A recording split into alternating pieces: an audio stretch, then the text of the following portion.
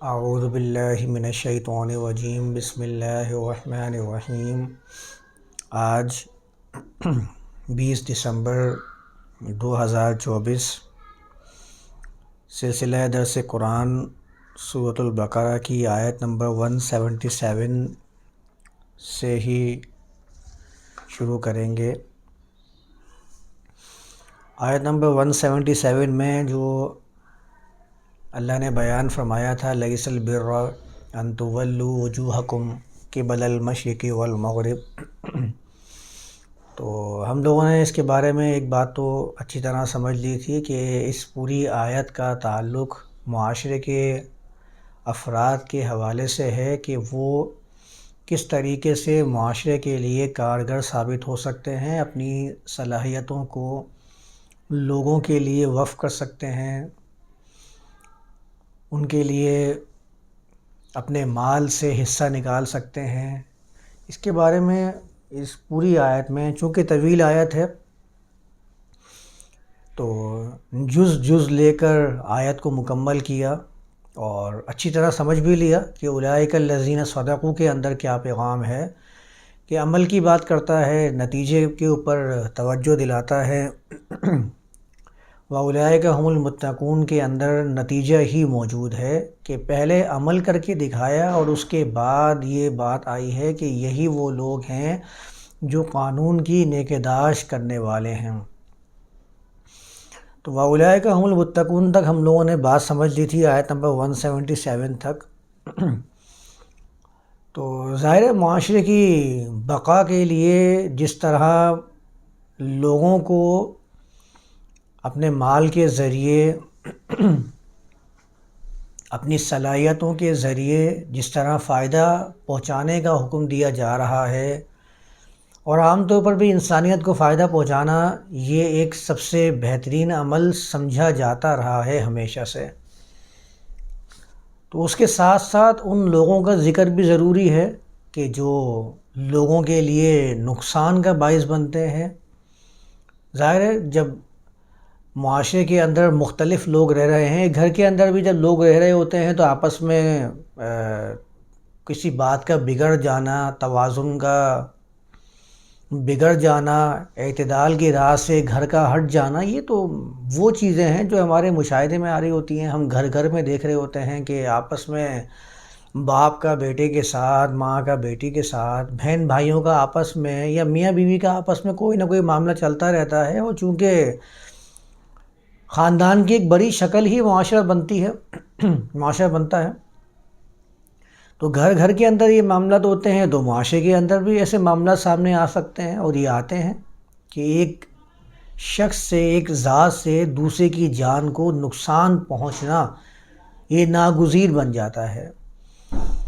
تو اس کے لیے بھی قرآن نے پھر آگے ہی احکامات جاری فرما دیے ہیں۔ ایک دفعہ میں نے کہا تھا کہ یہ کتاب قانون کی کتاب ہے، آئین کی کتاب ہے، اس کا جو تقابل ہوتا ہے وہ تقابل دساتیر ہونا چاہیے، نہ کہ تقابل مذاہب۔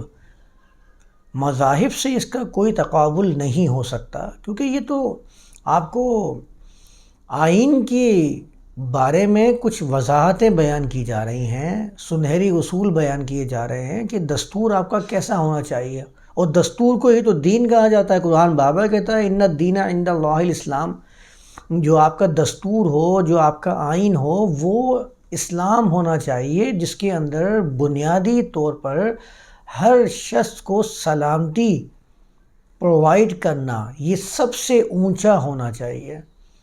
سب سے اونچا جو منشا ہے، مقصد ہے، وہ آپ کا یہ ہے کہ آئین کے اندر وہ انسانیت کی حفاظت اور ان کو سلامتی پرووائڈ کرنا۔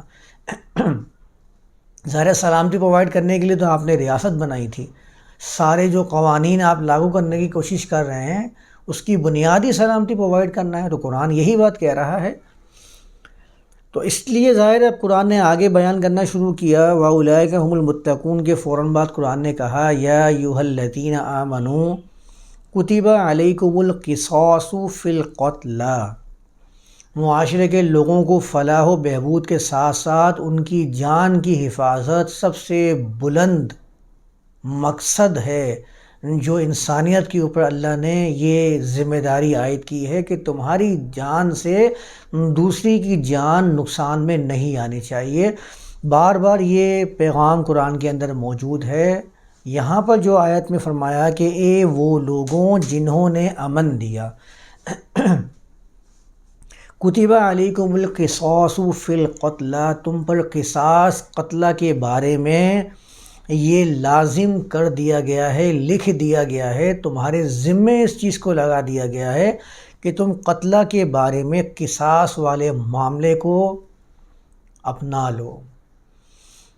الحر بالحر، ابھی میں ترجمہ وہی کر رہا ہوں جو عام طور پر ہمارے ہاں مروجہ ہے۔ حر کے ساتھ معاملہ حر والا ہوگا، اس کے ساتھ بھی ہے۔ والعبد بالعبد، عبد کے ساتھ جو معاملہ ہے وہ بھی چلے گا اس کے اندر۔ والانثى بالانثى، انثى کے ساتھ ہوگا تو انثى کے ساتھ بھی معاملہ یہی ہوگا۔ فمن عفی لہ من اخیہ شیء، پس جسے اس کے بھائی کی طرف سے کسی بھی چیز کے اندر معاف کر دیا گیا، فاتباع بالمعروف، تو نتیجہ کیا ہونا چاہیے کہ معروف کے ساتھ اتباع ہو، یعنی پورا کر دینا، وَأَدَاءٌ إِلَيْهِ بِإِحْسَان، اور احسان کے ساتھ اس کی طرف ادائیگی۔ ذَلِكَ تَخْفِيفٌ مِّن رَبِّكُمْ وَرَحْمَةٌ، یہ تمہارے رب کی طرف سے ایک آسانی اور رحمت والا معاملہ ہے۔ فَمَنِ اعْتَدَىٰ بَعْدَ ذَلِكَ فَلَهُ عَذَابٌ أَلِيمٌ، جس نے بھی حد سے تجاوز کیا اس کے بعد بھی تو اس کے لیے دردناک عذاب ہے۔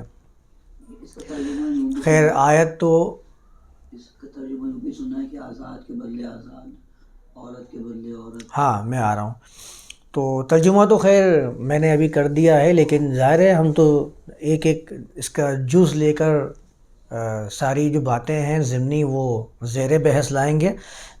سب سے پہلے آ جائیے یا ایھا الذین آمنوا کتب علیکم القصاص فی القتلی، اے وہ لوگوں جنہوں نے امن دیا۔ اب یہاں سے اس پوائنٹ کو نوٹ ڈاؤن کرنا ہے اپنے پاس کہ یا ایھا الذین آمنوا شروع ہو چکا ہے، یہ نہیں کرنا ہے کہ سلسلہ کلام میں یا ایھا الذین آمنوا سے میں مراد لوں دفاع کرنے والی اداروں کو، اور آگے جب یہ چلے گا یا ایھا الذین آمنوا وہاں سے میں تمام لوگوں کو شامل کرنا شروع کر دوں۔ اب یہ والا معاملہ نہیں رکھنا ہے، ورنہ پھر آپ سمجھ لیں کہ آپ نے سلسلہ کلام کے درمیان میں انقطاع پیدا کرنا شروع کر دیا۔ یہاں تو یا ایھا الذین آمنوا کتب علیکم القصاص فی القتلی کا ترجمہ کیا جاتا ہے کہ اے ایمان والو تم پر مر جو گئے ہیں، جن کو مار دیا گیا ہے، جو مقتولین ہیں، ان کے بارے میں قصاص فرض کیا گیا ہے۔ اس کے بارے میں کبھی کسی کے ذہن میں نہیں آتا کہ یہ ہر فرد کی ذمہ داری ہے جو اپنے آپ کو اللہ پر ایمان لانے والا کہتا ہے۔ کبھی بھی یہ ترجمہ نہیں کریں گے، نہ ہی اس کا یہ مفہوم بیان کریں گے۔ ظاہر ہے یہ اتھارٹی کسی کو دی ہی نہیں جا سکتی کہ معاشرے کا ہر فرد کھڑے ہو کہ قصاص کے اوپر قصاص لینے والا معاملہ شروع کر دے۔ اور قصاص بھی ہمارے یہاں اس کی تعریف کی جاتی ہے کہ جس کو جیسے مارا گیا ہو اس کو ویسے ہی مار دیا جائے۔ تو آپ مجھے بتائیے کہ ایسے معاملات اگر لوگوں کے سپرد کر دیے جائیں گے تو انارکی جو پھیلے گی اس کو کون سولو کرے گا؟ کیا قرآن وہ احکامات دے رہا ہے جس سے معاشرے میں انارکی والا معاملہ ہو جائے، جس سے معاشرے میں ایک انتشار برپا ہو جائے؟ پھر تو یہ وہی چلے جائے گا خاندانی اور قبائلی دشمنیاں، جس کے بارے میں ہمارے ہاں یہ پیش کیا جاتا ہے کہ یہ وہ زمانہ تھا جس کو زمانہ جاہلیت سے تعبیر کیا جا رہا ہوتا ہے، جس کے اندر قبیلہ اپنے خاندانی دشمنی کو نکالنے کے لیے دوسرے قبیلے کو نیست و نابود کرنے کے لیے ہر وقت کوشاں رہتا تھا، تیاریوں میں رہتا تھا کسی طرح میں اپنے فلاں خاندانی بندے کا بدلہ لینے کے لیے اس کے سامنے والے خاندانی بندے کو نیست و نابود کر دوں اور اس کو ہلاک کر دوں۔ تو اگر یا ایھا الذین آمنوا سے مراد یہی ہے جو یا ایھا الذین آمنوا کتب علیکم الصیام کے اندر ہے، تو پھر تو معاشرے کا ہر بندہ اس میں شامل ہو جانا چاہیے۔ ورنہ اگر یہاں معاشرے کا ہر بندہ شامل نہیں ہے بلکہ وہ ادارے جو اس کے ذمہ دار ہیں وہ شامل ہیں، تو آگے چند آیات چل کے یا ایھا الذین آمنوا کتب علیکم الصیام کے اندر معاشرے کا ہر بندہ شامل کیسے کیا جا سکتا ہے؟ احکام کا تسلسل تو اس بات کی مکمل نفی کر رہا ہے۔ آیات کے تسلسل سے تو یہ بات سامنے آ جائے گی کہ یا ایھا الذین آمنو، اب اس سیاق و سباق میں جتنے آئیں گے وہ سارے کے سارے ایک ہی طرف لٹائے جانے چاہیے اصولی طور پر۔ تو یہاں پر حکم آیا یا ایھا الذین آمنو، اے وہ لوگوں جنہوں نے امن دیا۔ یہ والی بات میں کتب علیکم الصیام میں لے جا کر بہت تفصیل سے بیان کرتا ہوں۔ ابھی کیا بنی کہ میں اسی سلسلہ درس قرآن کے اندر پہلے اس کو دیکھ لیتے ہیں۔ کتب علیکم القصاص، عربی زبان میں قوف صاد اور صاد قصہ، اس سے قصہ بھی بنا ہے۔ قرآن کے اندر سورۃ القصص باقاعدہ ایک مکمل سورت موجود ہے۔ ہم بھی شروع کرتے ہیں، استعمال کرتے ہیں قصہ سنایا فلاں صاحب نے۔ قصے کے اندر چونکہ ایک تقدس ہوتا ہے تو کبھی بھی قصے کو افسانہ نہیں سمجھا جاتا۔ عام طور پر قصے کے لفظ کا سہارا لے کر افسانوں کو قصہ بنا کر پیش کر دیا جاتا ہے۔ اگر کوئی کہے گا کہانی سناتا ہوں تو کہانی سے ذہن میں آئے گا ٹھیک ہے، ہو سکتا ہے کہ یہ خود ساختہ ہو، لیکن قصہ، آؤ میں آپ کو آج ایک قصہ سناتا ہوں۔ یہ نانی دادی کے وہ قصے ہی تھے، یہ بڑے چاچے مامے کے وہ قصے ہی تھے جو لوگوں کے سامنے ایک تقدس کا رنگ لے کر حقیقت بن کے سامنے آئے۔ انہوں نے بھی قصے کے لفظ کا سہارا لیا تھا۔ وہ چاچے اور مامے کی کہانیاں وہ قصے بن کے آج ہمارے ہاں رائج ہیں اور ہم سمجھتے ہیں کہ حقیقت ہوں گی، جن کو جھٹلانا ہمارے نزدیک بڑا مشکل ہو جاتا ہے۔ قصے کے نام کا یہ ایک اثر ہے جو لوگوں میں پایا جاتا ہے۔ تو قوف صاد اور صاد قصہ، جس سے قصاص آیا ہے، قصہ آیا ہے، قصص آیا ہے۔ عربی زبان کے اندر قوف صاد صاد کا بنیادی معنی ہوتا ہے کسی کے پیچھے پیچھے چلنا۔ سورۃ القصص کے اندر ایک مقام پہ اللہ نے بیان فرمایا ہے، بڑا مشہور واقعہ ہے، اللہ کے رسول موسیٰ کا واقعہ ہے، بالکل ابتدائی سورت کے ہی اندر موجود ہے کہ موسیٰ رسول اللہ کی والدہ نے اپنی بیٹی سے کہا قصی فعل امر کا صیغہ ہے، قصیہ فبصرت بہ علی جنب، ایک جگہ پہ کھڑے ہو کر اس کو دریا میں یا سمندر میں، جو بھی ہمارے ہاں ترجمہ کیا جاتا ہے، میں نے ڈال دیا ہے، القاء کر دیا ہے، اب یہ بہتا ہوا جا رہا ہے تو تم یہ کرنا قصیہ کہ اس کے پیچھے پیچھے جانا، اور ایک طرف کھڑے ہو کے اعلیٰ جنوب اس کو اچھی طرح دیکھتی رہنا، اس کا جائزہ لیتی رہنا کہ یہ کہاں اور کس سمت میں بہتا ہوا جا رہا ہے۔ وہاں پر لفظ آیا ہے قصی یعنی کہ پیچھے پیچھے جاؤ اس کے۔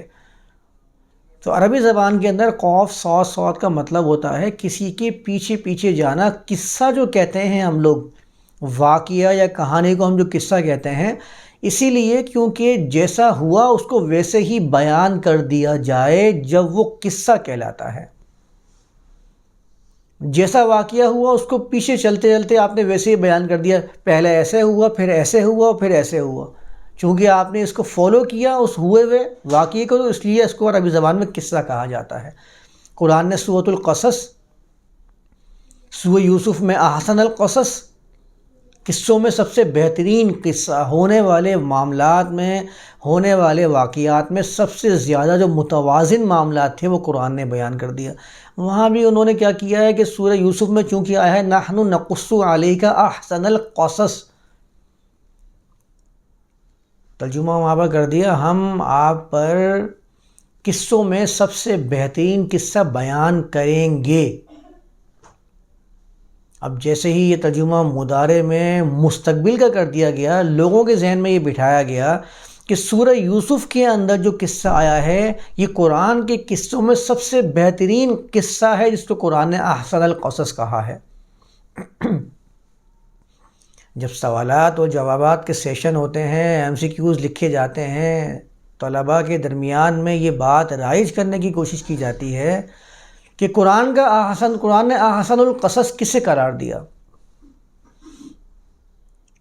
اب اس میں بتایا جاتا ہے کہ احسن القصص جو ہے وہ سورہ یوسف ہے، جس سے ذہن یہ جاتا ہے اس طرف کہ قرآن میں جتنے بھی قصے آئے ہیں وہ احسن القصص نہیں ہیں، بلکہ ان میں سب سے بہترین قصہ یوسف ہے۔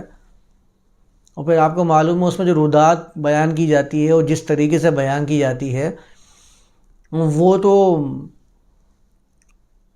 اب میں اس پہ کیا الفاظ بیان کروں. قصہ ہے یوسف و زلیخا، اور اس کو کس انداز سے بیان کیا جاتا ہے جو میں ابھی بیان کرنا چاہ بھی نہیں رہا ہوں کہ کیا کیا ذہن اس سے سوچنے پر مجبور ہو جاتا ہے، کس طریقے سے اس کو بیان کر رہے ہیں. قصہ یوسف و زلیخا کے نام سے پتہ نہیں کتنے لوگوں نے الگ الگ پیرائے سے بیان کیا ہوا ہے. احسن القصص کا ترجمہ کر دیتے ہیں کہ ہم آپ پر سب سے بہترین قصہ بیان کریں گے. اس سے کیا ہوا کہ کلام الہی جس طرح موسیٰ رسول اللہ کا قصہ سنا رہا ہے وہ بھی کلام الہی ہے، جس طرح قصہ یوسف کو قرآن نے بیان کیا وہ بھی کلام الہی ہے. آپ نے جیسے ہی کہا کہ قصوں میں سب سے بہترین قصہ یوسف ہے، تو آپ کو یہ بولنے کی ضرورت نہیں پڑی. آپ کا کمپیریزن کرنے سے ہی جو دوسرے قصے قرآن نے بیان کیے ہیں وہ اپنا درجہ کم کرتے جا رہے ہیں، ان کے درجے میں خود بخود کمی آتی جا رہی ہے. قصہ بیان کرنے والی ذات کس کی ہے؟ اللہ کی ذات ہے. وہ انتخاب جو کر رہی ہے وہ سارے قصے ہی احسن القصص ہیں. آپ ایک قصے کو سب سے بہترین قرار دے کر دوسرے واقعے کو خود ہی کمتر کرتے چلے جا رہے ہیں، جبکہ آپ کو معلوم ہے کہ قرآن کے اندر سب سے زیادہ جن کا ذکر آیا ہے وہ موسیٰ رسول اللہ ہیں. اور ان میں قرآن تو بار بار کہتا ہے کہ ما کان حدیثا یفترا. قرآن تو بار بار کہتا ہے کہ ہم نے جو قصے آپ پر بیان کیے ہیں یہ سارے کیا ہیں؟ عبرت کے لیے ہیں، لِأُولِي الْأَبْصَارِ، جو بصارتوں سے کام لینے والے ہیں ان کے لیے یہ سارے واقعات، ان کے اندر کوئی نہ کوئی پیغام پنہا ہے. تو اب ہم نے کیا کیا کہ قرآن کی آیات کے اندر تفریق کرنا شروع کر دی ترجمے کی غلطی کی بنیاد پر. ترجمہ مستقبل کا کر دیا گیا تو اس کی وجہ سے احسن القصص کا مطلب ہو گیا ہم سب سے بہترین قصہ بیان کریں گے. پھر اس میں سارے واقعے آ گئے، بحث ہو رہی ہے کہ حسن یوسف پہ آپ ذرا بیان دیجیے. آج مولوی صاحب حسن یوسف پہ بیان دے رہے ہیں. احسن القصص سے حسن یوسف پہ بیان چل رہا ہے کہ ہاتھوں کو چھریوں سے کاٹ دیا گیا. اب جب میں اس پہ آؤں گا تو پھر بیان کروں گا کہ ایسا کیسا ممکن ہے کہ کوئی شخص اتنا مدہوش ہو جائے کسی کو دیکھ کر کہ اس کو یاد ہی نہ رہے کہ میں کر کیا رہا ہوں، ہاتھ کاٹ رہا ہوں اور تکلیف کا احساس بھی نہیں ہو رہا. یہ تو نفسیاتی طور پر بھی ناممکن ہے اور عقلی طور پر بھی یہ قبول کرنا عقل سے بالاتر معلوم ہوتا ہے. خیر وہ تو ہم اس کے مقام پہ جا کے سمجھ لیں گے ہی کیا معاملہ ہے. بہرحال اس کا ترجمہ میں کرنا چاہ رہا تھا. نحن نقص علیک احسن القصص کا مطلب ہے ہم آپ پر قصوں میں سب سے متوازن قصہ بیان کرتے ہیں. اس کا ترجمہ فیوچر میں کریں گے تو آپ خود بخود اللہ کے کلام کے اندر تفریق کرنا شروع کر دیں گے. ایک کو سب سے بہتر اور دوسرے کو تھوڑا درجے میں کم خود ہی کرتے رہیں گے. تو یہ قصے کے بارے میں آپ ذہن میں رکھیں، قصہ کسی کے پیچھے پیچھے جانا اس کا بنیادی معنی ہوتا ہے. یہاں پر آ رہا ہے کتب علیکم القصاص فی القتلی، تو اس کا مطلب قطعاً یہ نہیں ہے کہ جیسا اس نے کیا اس کے ساتھ بالکل ویسے ہی کیا جائے. جب یہ قصاص کا عمل قابل قبول سمجھا جائے گا، ورنہ اس کو قصاص کی تعریف میں شامل نہیں کیا جائے گا، یہ درست نہیں ہے. یہ بعض روایات کے ذریعے تو پیدا کر دیا گیا ہے کہ ایک عورت کے سر کو کچلا گیا، ایک عورت کے سر کو کچل کے اس کے زیورات کو چھین لیا گیا. بخاری کی روایت کے اندر یہ لکھا ہوا ہے. اور اس کے بعد جب لوگ وہاں پہنچے ہیں تو کچل جانے کے باوجود بھی وہ زندہ ہے اور بتا رہی ہے کہ نشاندہی کر رہی ہے کہ یہ وہ شخص تھا. بھائی اس کو کیسے معلوم ہوا کہ وہی شخص تھا؟ یہاں لٹیرے اتنا لوٹ رہے ہوتے ہیں گن پوائنٹ کے اوپر، کبھی کسی کا موبائل چھین کر لے جاتے ہیں، کبھی کسی کی نقدی چھین کر لے جاتے ہیں. اس کو تو معلوم بھی نہیں ہوتا یہ کون شخص ہے چھیننے والا. اور اس روایت میں بتایا جا رہا ہے کہ عورت نے بالکل اتنا قطعی بتا دیا کہ بھئی یہ وہ شخص ہے، اور وہ لوگوں نے اس کو پکڑ کے اللہ کے رسول صلی اللہ علیہ وسلم پیش کر دیا اور اس کے سر کو بھی ایسا ہی کچلا گیا جیسے کہ اس نے عورت کے سر کو کچلا تھا. تو مشاہدے کے طور پر یہ ممکن نہیں ہوتا ہے کہ آپ اتنا پیٹنٹ کسی کے بارے میں یہ بتا دیں کہ ہاں یہ وہی شخص ہے. پتہ نہیں کون ہوگا. اگر واقعہ صحیح مان بھی لیا جائے اور سر کچل دیا گیا ہے تو وہ حیات بھی ہے اور بتا بھی رہی ہے، ساری نشاندہی کر رہی ہے. اسی طرح ایک واقعہ وہ بیان کیا جاتا ہے کہ کچھ لوگ مدینے آئے ہیں اور مدینے آ کر مدینے کی آب و ہوا ان کو راس نہیں آئی ہے، نزلہ زکام کھانسی ان کو ہو گیا ہے، بخار ہو گیا ہے۔ ان کو کہا گیا کہ آپ جائیے اور اونٹ کا دودھ اور مونٹ پیجیے، راوی نے یہ بیان کر دیا۔ اس کے بعد انہوں نے کیا کیا کہ وہ چرواہے کی آنکھوں میں لوہے کی گرم سراخیں پھیر کر ان کو جان سے مار کر بھاگ گئے، تو ان کو پکڑنے کے بعد ان کے ساتھ وہی معاملہ کیا اور کہا گیا روایت کے راویوں نے کہ اس کو قصاص کہتے ہیں۔ یہ راویوں کے نزدیک تو قصاص ہو سکتا ہے، لیکن قصاص کی یہ تعریف نہیں ہے۔ قصاص تو کسی چیز کے پیچھے پیچھے جانا، جیسے کہ مجرم کے پیچھے پولیس بھاگتی جاتی ہے تاکہ اس کو اس کے انجام تک پہنچایا جا سکے، اس کو عربی زبان میں قصاص کہا جاتا ہے، جس کو آپ عام لینگویج میں پولیس کی لینگویج میں کہتے ہیں انویسٹیگیٹ کرنا، اس کو عربی زبان میں قصاص کہہ دیتے ہیں۔ اور ظاہر ہے یہ معاشرے کے اندر ایسا رائج ہے کہ کوئی اس سے انکار نہیں کر سکتا۔ جس قدر کو اللہ نے قرآن کے اندر اور اپنے کلام میں ہمیشہ بیان کیا ہے کہ انسان کی قدر کرنی ہے، انسان کی زندگی، ومن احیاها فکأنما احیا الناس جمیعا، جس نے بھی ایک انسان کو زندہ کیا اس نے گویا کہ پوری انسانیت کو زندہ کر دیا، جمیعاً کے الفاظ آئے ہیں۔ تو اللہ نے تو انسان کی قدر ہمیشہ سے یہی بیان کی ہے، اور آج لوگ ماننے پر مجبور ہو گئے ہیں کہ ایک انسان کی قدر اتنی ہے کہ اگر کسی انسان کے ساتھ کوئی معاملہ ہو جاتا ہے تو دفاع کرنے والے سارے ادارے حرکت میں آ جاتے ہیں، کسی طرح اس کے مجرم کو پکڑا جا سکے جس نے اس کے ساتھ یہ کام کیا ہے۔ اس کو عربی زبان میں قصاص کہتے ہیں، اور اس کو آپ انویسٹیگیشن کرنا کہتے ہیں۔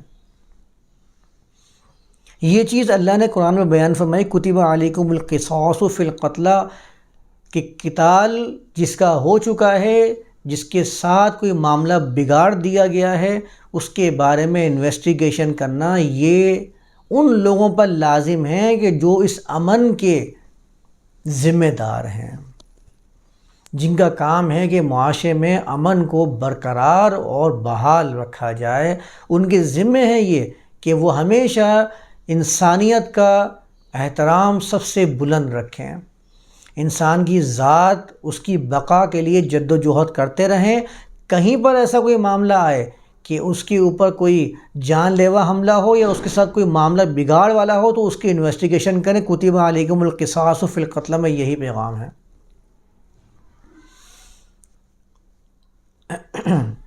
جو میں کہہ نہیں رہا تھا کہ یہ قرآن کے اندر جو بات آئی ہے یہ آئین ہے، یہی ہمارے جو دستور بنتا ہے، آئین بنتا ہے، ان میں یہی باتیں ہوتی ہیں، ان کے اندر یہی چیزیں لکھی ہوتی ہیں۔ قرآن یہی بیان کر رہا ہے، کتب علیکم القصاص فی القتلی۔ آگے بیان فرما رہا ہے الحر بالحر،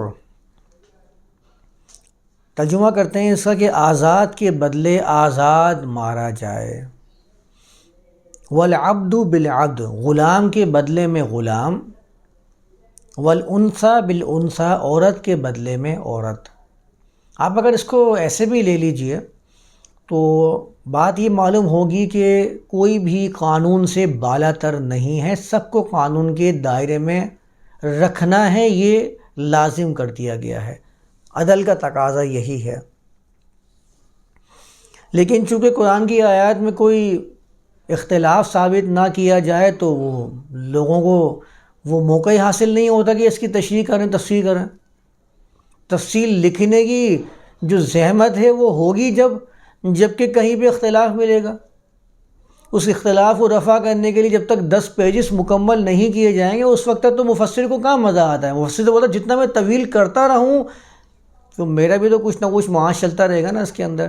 لوگ بولیں گے مفسر قرآن نے یہ بات قرار دی ہے اور اس کو بڑے کھول کے بیان کیا ہے، فلاں نے تو تفسیر جو لکھی تھی اس کے اندر تو ایک ایک لفظ پہ 1000 بحثیں نقل کی ہیں، جب تک کہاں مزہ آئے گا۔ تو جب تک قرآن کے اندر کوئی بات آتی ہے اس میں اختلاف نہ ہو، اس میں کوئی اشکال پیدا نہ کیا جائے، پھر اس اشکال کو رفع کرنے کے لیے 10 اشکالات پیدا نہ کیے جائیں، جب تک تو بات بالکل معلوم ہوتی نہیں ہے، جب تک تو دم ہی نہیں آتا تفسیر کے اندر، مزہ ہی نہیں آتا۔ اس کے اندر بھی وہی معاملہ کیا۔ اب یہاں پر الحر بالحر والعبد بالعبد والانثى بالانثى لکھا ہوا ہے، اس کے اوپر بحثیں چلتی ہیں۔ کہ بھائی اب یہ آزاد کے بدلے میں آزاد کو کیسے مارا جائے. اگر کسی شخص نے کسی آزاد کو مار دیا یا کسی آزاد نے کسی کو مار دیا تو کیا اس کے بدلے میں آزاد کو مارا جائے؟ اگر کسی غلام نے قتل کر دیا ہو تو کیا اس کے بدلے میں غلام ہی قتل کیا جائے؟ اگر کسی عورت نے قتل کر دیا ہو تو کیا اس کے بدلے میں عورت کو ہی قتل کیا جائے؟ یہاں پر پھر یہ اختلاف شروع ہو جاتے ہیں کہ بھائی اس نے میرے عورت کو مارا ہے تو میں بھی اس کی عورت کو ہی ماروں گا، جب جا کے میں نے اس قرآن کی آیت پہ عمل کیا ہے. اگر میں نے اس کے بدلے میں عورت کو نہیں مارا تو اس پہ عمل نہیں ہوگا.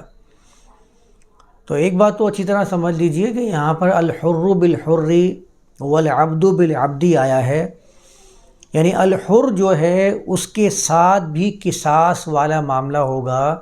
یہاں پر الحر ہے اور آگے جواب میں بھی الحر ہی ہے. یعنی جو ترجمہ اس کا پیش کرنے کی کوشش کی جاتی ہے کہ آزاد کے بدلے میں کوئی آزاد، تو یہاں پر ایک بات اچھی طرح سمجھ لیں کہ الحر کے بعد یہ والا ترجمہ ہوتا تو بحرن ہونا چاہیے تھا، یعنی کہ لام تعریف اس کے اندر نہیں ہونا چاہیے تھا. آگے ہونا چاہیے تھا والعبد بعبد ہونا چاہیے تھا، والانثى بانثى ہونا چاہیے تھا. جب جا کے یہ بات آتی ہے کہ آزاد کے بدلے میں کوئی آزاد، غلام کے بدلے میں کوئی غلام یا عورت کے بدلے میں کوئی عورت، جب یہ والا ذہن بننا چاہیے تھا. یہاں تو واضح طور پر لکھا ہوا ہے، قرآن نے کہا ہے کہ الحر، یعنی کہ قصاص کا معاملہ کیا ہے کہ قصاص میں اگر کوئی آزاد ہے، میں ابھی ترجمہ اس کا آزاد ہی کر رہا ہوں، اگر کوئی آزاد ہے بالحر، آزاد کے ساتھ بھی یہی ہوگا. قصاص والا معاملہ انویسٹیگیشن جب کی جائے گی تو یہ نہیں دیکھا جائے گا کہ یہ معاشرے کے کس طبقے سے تعلق رکھتا ہے، سب کے ساتھ آزادانہ تحقیق والا معاملہ ہوگا. والعبد بالعبد، اگر وہ عبد ہے، غلام ہے، تو غلام کے ساتھ بھی قصاص ہوگا. والانثى بالانثى، اگر وہ انثى ہے، ترجمہ اس کا بھی عورت کر لیجئے، اگر وہ عورت ہے تو عورت کے ساتھ بھی قصاص والا معاملہ ہی کیا جائے گا. آپ اس بات کو اچھی طرح سمجھ لیں کہ یہاں پر کوئی بھی ایسا اشکال موجود ہی نہیں ہے جس کو پیش کر کے کہہ دیا جاتا ہے کہ کر کے دکھاؤ ترجمہ قرآن میں اس آیت کا، ورنہ ماننی پڑے گی تمہیں حدیث کے اندر اس کا ترجمہ آیا ہے. ابھی جب آپ کسی سے بات کرنا شروع کریں گا کہ اللہ کے کلام اور حدیث کے بارے میں فرق کی بحث ہوگی تو وہاں پر یہ والی آیت پیش کر دی جاتی ہے. کہا جاتا ہے ٹھیک ہے، اگر آپ کہتے ہیں کہ حدیث کے بغیر، صحابہ کی تفسیر کے بغیر، سلف صالحین کی تشریح کے بغیر آپ قرآن کو سمجھ سکتے ہیں تو آپ اس آیت کا ترجمہ کر کے دکھا دیں. اور کہتے ہیں کہ دیکھو یہاں لکھا ہے والانثى بالانثى کہ عورت کے بدلے میں عورت کو مارا جائے گا، تو اس کا جو ترجمہ کے اعتبار سے مفہوم ذہن میں آئے گا وہ یہ آئے گا کہ اگر کسی نے کسی کی عورت کو مارا تو اس کی بدلے میں اس کی عورت کو ہی مارا جائے.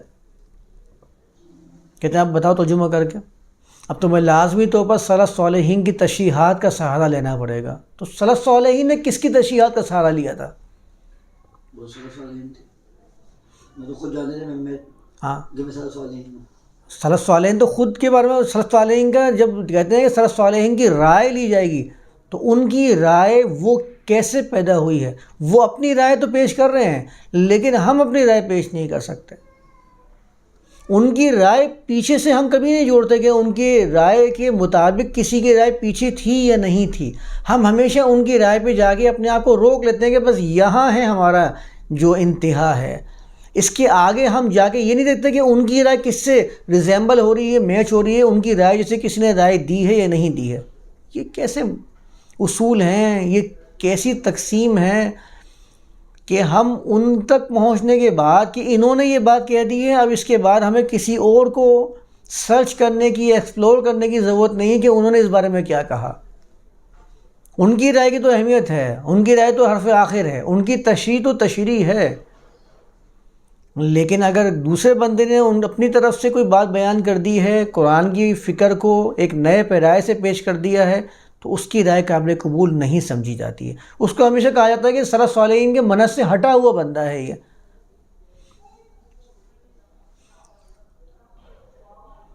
تو وہاں پر یہ والی آیت پیش کر کے کہتے ہیں کہ اب بتاؤ کہ تم قرآن کی ترجمہ ڈائریکٹ کرو گے یا قرآن کو حدیث یا سلف صالحین کی تشریح کے مطابق سمجھو گے، ورنہ تو تمہارا آیت کے ترجمے میں بڑا بگاڑ پیدا ہو جائے گا۔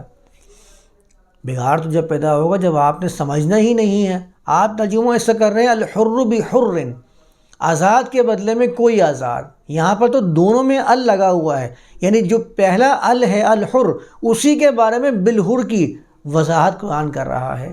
اس کو اس طرح سے سمجھنا اگر آ جائے گی بات، تو پھر آپ کو کوئی مشکل، کوئی مسئلہ درپیش آنا ہی نہیں ہے۔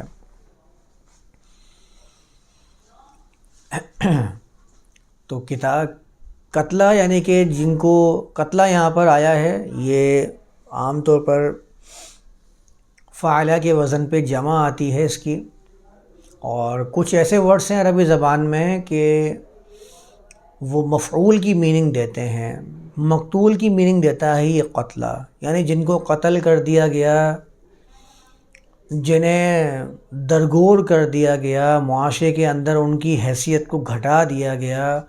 ایسے لوگوں کے معاملے میں ہمیشہ کیا ہو کہ معاملات کو جانچا جائے، انویسٹیگیٹ کیا جائے، وہاں تک جڑ تک پہنچا جائے کہ کہاں کس کے ذریعے یہ والا معاملہ ہوا ہے۔ یہ بڑا تفصیلی موضوع ہے۔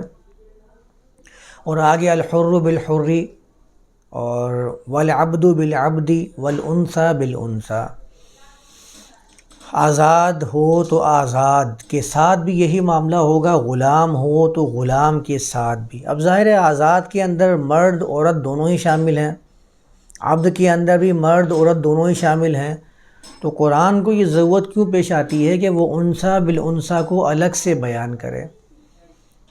دونوں کے اندر، آزاد میں عبد میں مرد عورت دونوں ہی شامل ہیں، تو انثیٰ کو الگ سے بیان کیوں کیا جا رہا ہے؟ اس کا مطلب ہے کہ یہاں پر کچھ ہے جس کو سمجھنے کی ضرورت ہے۔ ہر جگہ انثیٰ کا مطلب عورت نہیں ہوتا۔ ان يدعون من دونه الا اناثا، وہ نہیں پکارتے ہیں اس کی حیثیت کو کم کرتے ہوئے مگر اناث کو۔ عورتوں کو کون پکارتا تھا اللہ کو چھوڑ کر؟ عورت کو تو پاؤں کی جوتی سمجھتے تھے لوگ، ابھی بھی سمجھتے ہیں، اس کو کمزور سمجھتے ہیں، نہ کہ طاقتور کہ اس سے پکار کے اس کے اپنی حاجات کو مکمل کرنے کی طرف راغب کیا جائے یا خود بھی رغبت والا معاملہ رکھا جائے۔ اس کا مطلب یہ ہوا کہ اناسن کا مطلب عربی زبان کے اندر عورت نہیں ہوتا، بلکہ حمزہ نون سا، اس کا مطلب کسی چیز کے اندر کمزوری کا ہونا ہی پایا جاتا ہے۔ تو میں نے کہا نا کہ آپ اس کا ترجمہ انثیٰ کا اگر عورت کر دیں گے تو حر اور عبد کے اندر براہ راست یہ ذکر موجود ہے کہ مرد ہو یا عورت ہو، دونوں کے ساتھ یہی معاملہ ہوگا، چاہے وہ حر ہو یا عبد ہو۔ الگ سے بیان کرنے کی حاجت کیوں پیش آئے گی؟ کبھی نہیں آئے گی۔ الحر کے اندر بھی مرد عورت ہر قسم کی انسانیت موجود ہے، عبد کے اندر بھی ہر قسم کی انسانیت موجود ہے، اور انثیٰ کے اندر بھی وہ تمام لوگ موجود ہیں، چاہے وہ مرد ہوں یا عورت ہوں۔ اس میں کوئی جینڈر کا فرق بیان نہیں کر رہا ہے قرآن، یہاں معاشرے کے لوگوں کے بارے میں بیان کر رہا ہے۔ عربی زبان میں حروں کا جو لفظ آیا ہے، اس سے بہت سارے ورڈ بنے۔ حرارت ہم استعمال کرتے ہیں، تحریر ہم استعمال کرتے ہیں۔ تحریر کیا ہوتی ہے؟ جس کو کتاب کے صفحے پہ، کاپی کے صفحے پہ آزاد کر دیا جائے تو حرن عربی زبان میں آزاد کرنے کے لیے استعمال کیا جا رہا ہوتا ہے۔ کسی چیز میں کسی چیز کا زیادہ ہو جانا، جس کو حرارت بھی کہتے ہیں۔ مثال کے طور پر ہمارے جسم کے اندر ٹیمپریچر ایک متوازن حد تک موجود ہے، جس کے اندر ٹیمپریچر نہیں ہے جسم وہ مردہ ہے، ٹھنڈا پڑ جائے گا۔ لیکن اگر وہ اعتدال سے زیادہ ہو جاتا ہے، بڑھ جاتا ہے، اس کو ہم کہتے ہیں کہ اس کو حرارت ہے۔ ہم عام طور پر حرارت کا لفظ استعمال کرتے ہیں۔ سورج کی تپش اگر تیز ہو جاتی ہے، ہم اس کے لیے استعمال کرتے ہیں کہ حرارت زیادہ ہے، آج زیادہ حرارت ہو رہی ہے۔ تو حرارت عربی زبان کے اندر کسی چیز میں کسی کا زیادہ ہو جانا، اس کے لیے بھی استعمال کرتے ہیں۔ اچھا، آزادی کے لیے بھی استعمال کیا جاتا ہے، کیونکہ آزادی کے اندر تحریر لکھ کر دے دی جاتی ہے کہ ہاں بھائی تحریر لکھ دی ہے، آزادی کا پروانہ جس کو ہم کہتے ہیں، تو وہ آزاد گمان کیا جا رہا ہوتا ہے۔ ملکوں کا آپس میں آزاد ہونے کے لیے بھی تحریری طور پر لکھ دیا جاتا ہے کہ ہاں یہ آزاد ہے، اس کی اپنی ایک شناخت ہے۔ اس لیے ہا رو کا لفظ آزادی کے لیے استعمال کیا جاتا ہے، لیکن عربی زبان میں حر من الارض جب کہا جاتا ہے تو اس کا مطلب ہوتا ہے زمین میں سے عمدہ اور خالص حصہ۔ حر عربی زبان میں کسی چیز کے عمدہ حصے کو بھی کہتے ہیں جو بڑا ہی خالص اور عمدہ گمان کیا جاتا ہو، اسے بھی حر کہا جاتا ہے۔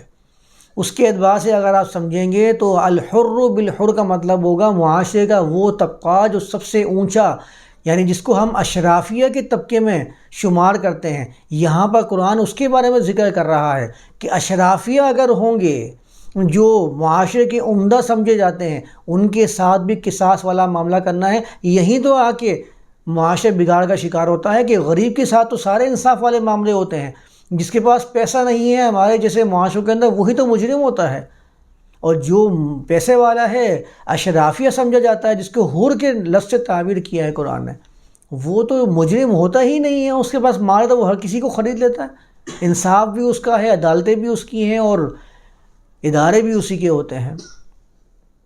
تو قرآن نے تو آئین جو بیان کیا ہے اس کے بیان کر دیا ہے کہ چاہے معاشرے کا کوئی بھی طبقہ ہو، سب سے اونچا سمجھا جانے والا طبقہ، اس کے ساتھ بھی قصاص کا معاملہ ہوگا۔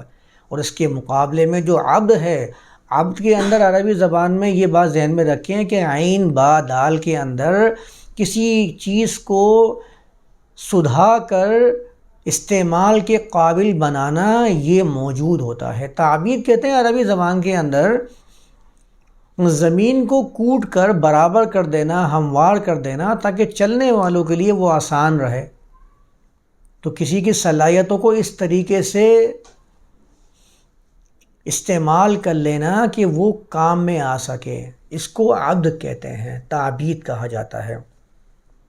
تو عبد کے تو خیر بہت سارے معنی ہم پہلے بھی کر چکے ہیں۔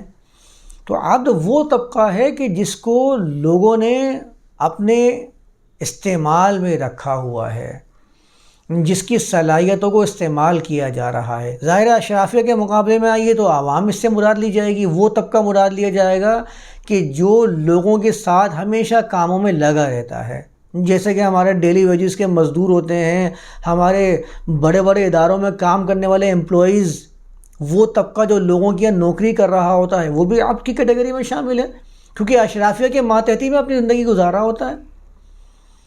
عوام جس کو آپ کہہ لیجئے، جو وی وی آئی پیز ہیں ہمارے اشرافیہ، ان کے مقابلے میں عوام، اگر ان کے ساتھ معاملہ ہوگا تو قصاص ان کے ساتھ بھی کیا جائے گا، انویسٹیگیٹ کیا جائے گا۔ اس کے ساتھ آ رہا ہے لز والانثی بالانثی، اگر کوئی کمزور طبقہ ہے، معاشرے کے اندر پسا ہوا طبقہ ہے، اس کمزور طبقے کے ساتھ بھی قصاص کا معاملہ ہوگا۔ ہمارے معاشرے میں 3 طبقات تو ہوتے ہیں، اپر کلاس، مڈل کلاس اور لوور کلاس۔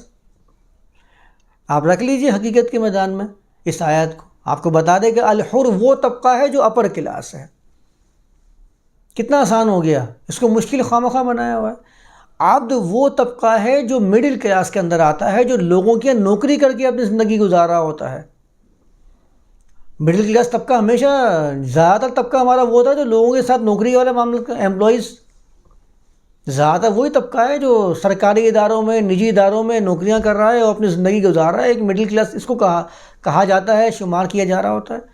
اس لیے یہاں پر قرآن نے عبد کی اصطلاح استعمال کی ہے، مڈل کلاس طبقہ، ان کے ساتھ معاملہ ہوگا، ان کے ساتھ بھی قصاص والا معاملہ کیا جائے گا۔ الانثی بالانثی، لوور کلاس، اس لوور کلاس کے اندر بھی اگر کہیں کوئی ایسا معاملہ پیش آتا ہے تو اس کے ساتھ بھی قصاص والا معاملہ ہوگا۔ قانون سب کے لیے برابر ہے، یہ اس کا ترجمہ ہے، یہ اس کا مفہوم ہے۔ خواہ مخواہ اس کو اٹھا کے انہوں نے ایسا مشکل بنایا ہوا ہے۔ اور ابھی تو میں نے اس کا ایک پہلو بیان کیا ہے جس میں ترجمہ ہم نے ابھی سمجھا ہے، مفہوم سمجھا ہے، ابھی تو اس کا والا پہلو بھی باقی ہے جس کے اندر اس کو ناسخ و منسوخ کی کیٹیگری میں ڈال کر اس کو منسوخ بھی قرار دیا ہے کسی صاحب نے، تو اس کو بھی ہمیں دیکھنا ہے۔ بہرحال میں ابھی اس کو یہاں تک رکھتا ہوں، آیت کو 2 حصوں میں تقسیم کر لیتے ہیں۔ پہلا حصہ ابھی کر لیا ہے، اس کے بعد والا حصہ پھر اگلے سیشن میں رکھ لیتے ہیں۔ وما علینا الا البلاغ المبین۔